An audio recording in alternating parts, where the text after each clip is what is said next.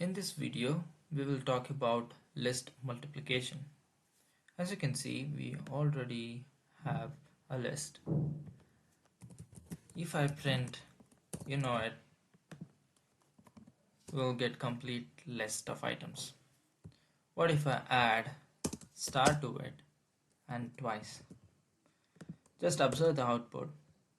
The value is repeated itself and clubbed together in a single array.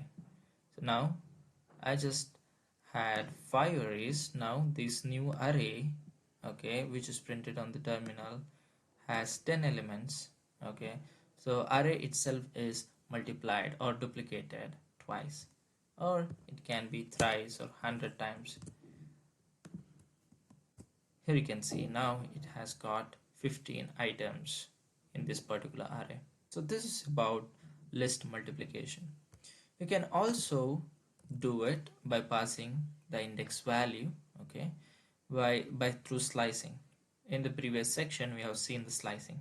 So let's say I want to repeat the section, okay, from the index value 2 to the rest of till the item number 4.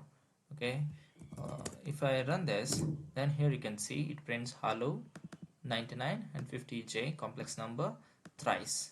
This is second set, this is third set, so it prints thrice. Now let's extract only one item and see what happens. Now I'm extracting the value that is present in the index number 0 and I'm executing this here. But 100 is not repeated thrice. Instead it does some mathematical calculation, that is multiplication, and gives us the output 300. So 100 threes are 300.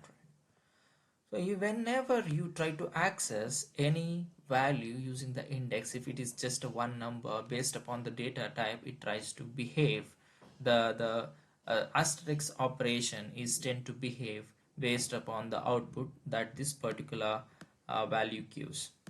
Okay, if I type 2, okay, in this case what happens, the hello is a string and it tries to print thrice, just like string multiplication.